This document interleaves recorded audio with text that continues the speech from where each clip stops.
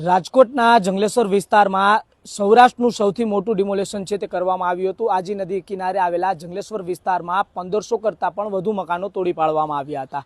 દ્રશ્યો દેખાડીશ કે આજી નદી કિનારે જે વિસ્તાર વસેલો હતો તેને ક્યાંક તોડી પાડવામાં આવ્યો હતો, પરંતુ તે બાદ છે તે આ 1500 મકાનોના જે કાટમાળ છે જેનો મલબો તમને ચારે તરફ વિખરાયેલો જોવા મળશે। જે મલબો છે તે તંત્ર દ્વારા અહીંયાથી તરત જ હટાવવામાં આવવો જોઈએ, પરંતુ તંત્ર દ્વારા ત્યારે પણ કહેવામાં આવ્યું હતું કે અમે મલબો 7 દિવસની અંદર હટાવીશું, પરંતુ જોઈ શકાય છે આજી નદીને અવરોધ ઊભો કરતો મલબો છે તે અહીંયા પડ્યો છે અને એ આજી નદી અત્યારે માત્ર મલબા નીચે દબાયેલી જોવા મળી રહી છે। સાહેબ, આ મલબો ડિમોલેશન થયું ત્યારથી લઈને અત્યાર સુધી અહીંયા જ પડ્યો છે। અહીંથી એક ઈંટ પણ તંત્ર દ્વારા અહીંથી હટાવવામાં નથી। 3 મહિના જેવો સમય થઈ ગયો છે, છતાં પણ આ ડિમોલેશનનો મલબો જેમ છે એ જ કન્ડિશનમાં એમનામ જ પડ્યો છે। જ્યારે ડિમોલેશન થયું ત્યારે ડિમોલેશનમાં વિસ્તારે પૂરેપૂરો સાથ સહકાર આપ્યો હતો અને તંત્રએ એવું કીધું હતું કે હવે 7 દિવસની અંદર આ ડિમોલેશન કરી અને જે